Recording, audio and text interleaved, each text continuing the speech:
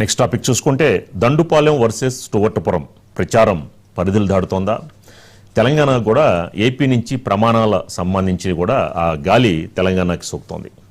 మీ హయాంలో ఇలా జరుగుతోంది, మీ హయాంలో ఇలా జరుగుతుందని బీఆర్ఎస్ కాంగ్రెస్ కూడా పరస్పరం సవాళ్లు ప్రతి సవాళ్లు విసురుకుంటున్నాయి.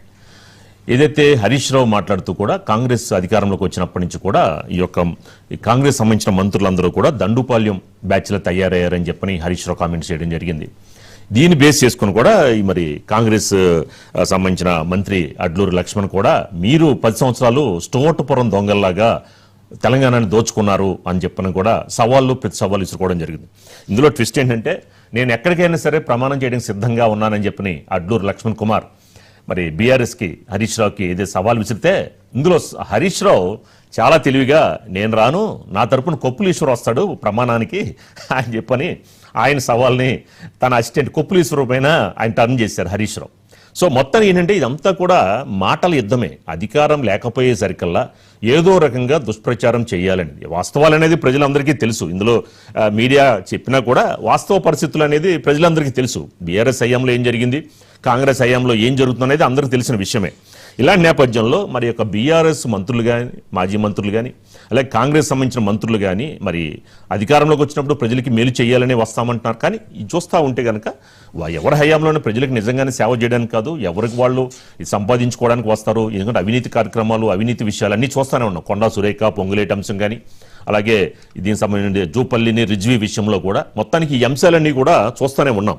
సో ఇలాంటి పరిస్థితుల్లో మరి ఈ దండుపాలెం అని వేళ్ళు, స్టువర్ట్పురం అని వేళ్ళు, కానీ ప్రజలు అందరూ కూడా నిశ్చితంగానే గమనిస్తున్నారు. సో బీఆర్ఎస్కి అధికారం లేకపోయేసరికల్లా మొత్తానికి అల్లాడిపోతున్నారు.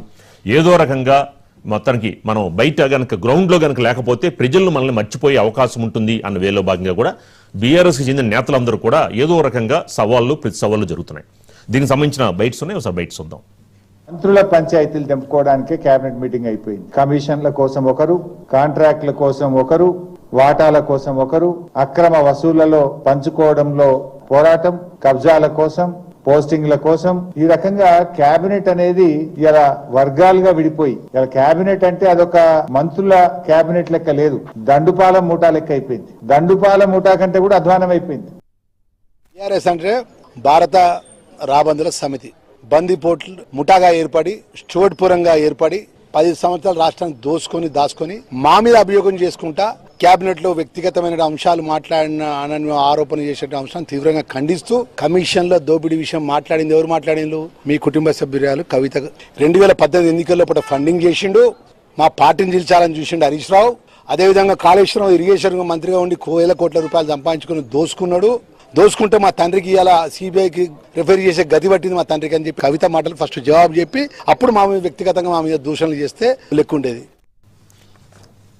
సో శ్రీనివాస్ గారు ఉన్నారు దీనిపై. శ్రీనివాస్ గారు, ఏంటి యొక్క ప్రచారం పరిధులు దాడుతోంది? ప్రజలకి మాకు మంచి చెయ్యండి అని అధికారం ఇస్తే వీళ్ళు ఒక మాటలు తోటాలు పేలుతున్నాయి, ఒక విధంగా పరిధులు దాడుతోంది. ఎలా చూడొచ్చు అంటారు శ్రీనివాస్ గారు? గుడ్ ఈవినింగ్ రాజు గారు. ముఖ్యంగా బీఆర్ఎస్ నేతలకు అదేవిధంగా మంత్రులకు మధ్య మాటల యుద్ధం మరింత పెరిగిందని చెప్పవచ్చు ఈ మధ్య కాలంలో. అయితే హరీష్ రావు ఒక్కసారి కాదు, నేను ప్రస్తుతం ఉన్నటువంటి మంత్రులను 10 సార్లు అంటాను దండుపాలెం బ్యాచ్. అదేవిధంగా ఉన్న పరిస్థితి మాకు కనిపిస్తుంది, ప్రజలు కూడా గమనిస్తున్నారు. వీటన్నిటిని దృష్టిలో పెట్టుకునే నేను ఇప్పుడు ఉన్నటువంటి మంత్రివర్గాన్ని దండుపాలెం బ్యాచ్గా అభివర్ణిస్తాను అని చెప్పి హరీష్ రావు అంటున్నాడు.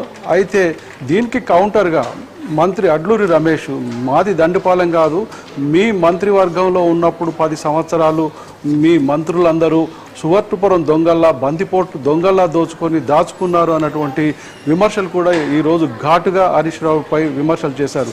మేమనడం కాదు, మీ మరదలు కవితనే ఈ విమర్శలు చేస్తుంది, కాంగ్రెస్ నేతలు కాదు, వాటికి సమాధానం చెప్పు.